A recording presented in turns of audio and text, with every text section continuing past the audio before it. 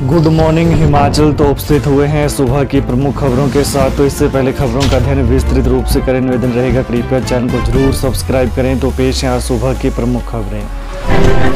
आज मिलेगा कर्मचारियों को वेतन और 10 सितंबर को पेंशन, अगले महीने 1 को वेतन देने पर विचार।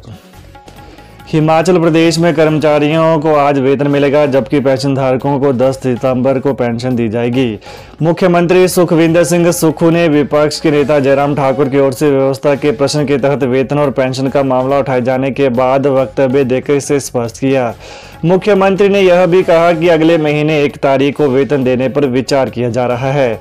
बता दें, मुख्यमंत्री ने वेतन और पेंशन देरी से देने का कारण बताते हुए कहा कि कर्ज के अनावश्यक ब्याज से बचने के लिए यह कदम उठाया गया है। मुख्यमंत्री ने पिछले कल कहा कि वो सदन को अवगत करवाना चाहते हैं कि प्रदेश के कर्मचारियों को इस महीने वेतन 5 सितंबर और पेंशनरों को पेंशन 10 सितंबर को देंगे। इसका कारण यह है कि सरकार खर्चों की प्राप्तियों के साथ मैपिंग करके वित्तीय संसाधनों का उपयोग विवेकपूर्ण तरीके से करना चाहती है। यह सरकार के कुशल वित्तीय प्रबंधन को दर्शाता है। इस तरह के प्रबंधन से सरकार की ओर से उठाए जाने वाले कर्ज पर ब्याज राशि को बचाने का प्रयास होगा। मुख्यमंत्री ने सदन में कहा कि यह व्यवस्था सरकार के बोर्ड और निगमों के लिए नहीं होगी, जो अपने संसाधनों का आकलन करके सही निर्णय ले सकते हैं। जल शक्ति विभाग बग्गी के 1300 टेंडरों पर विजिलेंस जांच की आंच, ठेकेदार ने की थी शिकायत। जल शक्ति विभाग मंडल कार्यालय बग्गी पर लगे भ्रष्टाचार के आरोपों के बाद 1 साल में किए गए टेंडर जांच के दायरे में आ गए हैं। विजिलेंस टीम 1 साल में आवंटित किए गए 1300 से अधिक टेंडरों की जांच करेगी और पता लगाएगी कि इनमें कोई अनियमितता तो नहीं बरती गई है। भ्रष्टाचार के आरोप वाली शिकायत को गंभीरता से लेते हुए विजिलेंस टीम मंडी जांच में जुटी है। विभागीय अधिकारियों पर चुनिंदा ठेकेदारों को लाभ पहुंचाने के आरोपों को खंगालने के लिए हर टेंडर को जांचा परखा जाएगा। दिल्ली के छात्रों के जरिए शिमला में पहुंच रहा चिट्टा, पकड़े गए युवकों ने उगले राज।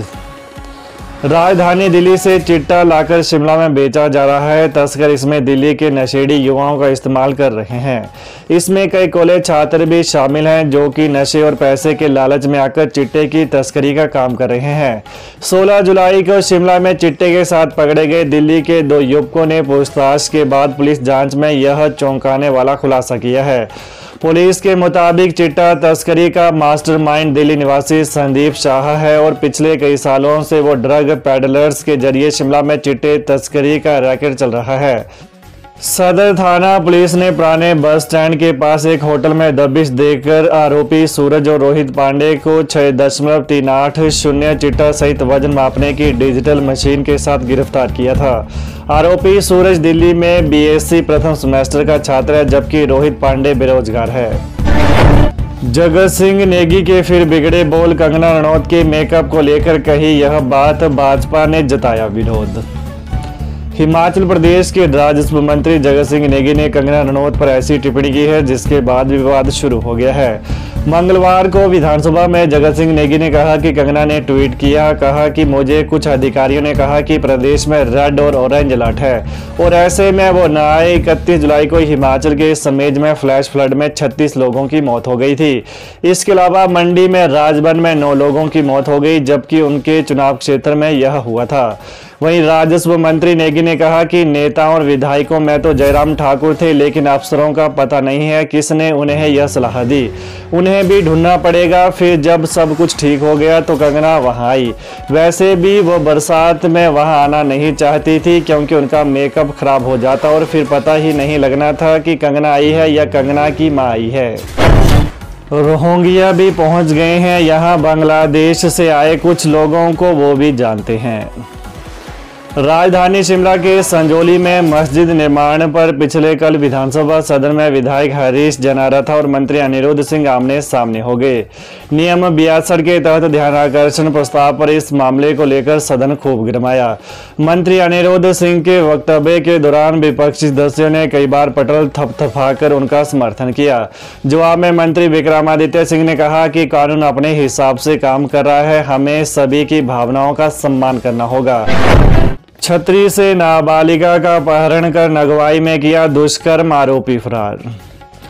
पुलिस थाना जंजैहली में नाबालिगा को भगाने और उससे दुष्कर्म करने का मामला दर्ज किया गया है। नाबालिगा के पिता ने जंजैहली थाना में शिकायत दर्ज करवाई है कि 14 अगस्त को उसकी 17 वर्षीय बेटी किसी काम से बाजार गई हुई थी, जहां से उप तहसील छतरी निवासी सुनील कुमार ने उसे जबरदस्ती कार में भगाकर नगवाई ले गया। कार में उस समय 4 अन्य लोग भी सवार थे, जिनमें एक युवक का नाम योगराज था। नगवाई पहुंचकर सुनील कुमार ने उसे योगराज के हवाले किया। योगराज ने बेटी को बताया कि अब हम पति पत्नी हैं, जिसके बाद उसके साथ दुष्कर्म किया। वन विभाग का डिविजनल मैनेजर सस्पेंड, इस कारण गिरीगाज। रिश्वत लेने के मामले में गिरफ्तार डिविजनल मैनेजर को विभाग ने निलंबित कर दिया है। इस बारे में वन विभाग के अतिरिक्त मुख्य सचिव के पंत ने अधिसूचना जारी की है। आरोपी को 48 घंटे तक पुलिस हिरासत में रहने के आदेश जारी किए हैं।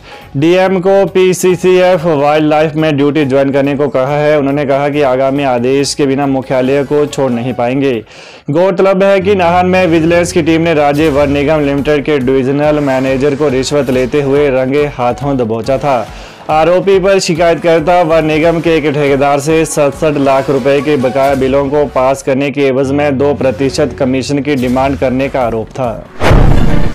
बिजली बोर्ड में 7,313 पद खाली, स्वास्थ्य विभाग में जल्द होंगी नई भर्तियां। राज्य बिजली बोर्ड लिमिटेड में विभिन्न श्रेणियों के इसमें 7,313 पद खाली पड़े हुए हैं। यहां पर 25,443 स्वीकृत पद हैं, जिनमें से 18,130 पदों को भरा गया है। यह जानकारी पिछले कल विधानसभा में विधायक चंद्रशेखर के सवाल पर दी गई है। सरकार की तरफ से लिखित रूप में बताया गया है कि सरकार को इस साल बोर्ड को 2200 करोड़ तक की सब्सिडी देनी होगी, जिसमें अब सरकार कटौती करने जा रही है। बताया गया है कि बिजली बोर्ड में युक्तिकरण की कवायद चल रही है, जिसके चलते 2 सिविल सर्किल व 1 कंस्ट्रक्शन सर्किल के साथ डिवीजन व सब डिवीजन को बंद कर दिया गया है। वहीं दूसरी तरफ सरकार स्वास्थ्य महकमे में नई भर्तियां करने वाली है। सदन में बताया गया कि चिकित्सा अधिकारियों के 200 पद अनुबंध आधार पर भरने के लिए मांग पत्र हिमाचल प्रदेश लोक सेवा आयोग को भेजा गया है।